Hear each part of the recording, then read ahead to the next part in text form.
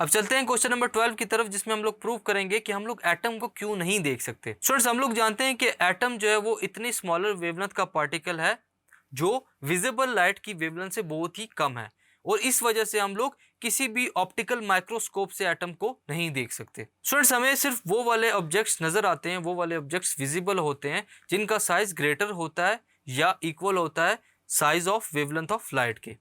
यानी कि अगर हमारे पास कोई ऐसा ऑब्जेक्ट है जो कि विजिबल रीजन में फॉल कर रही है उसकी वेवलेंथ, तो हम लोग उसको देख सकते हैं।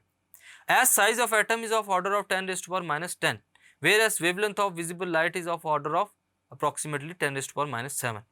अब जैसा कि आप लोगों ने देखा कि दोनों की वेवलेंथ में फर्क है।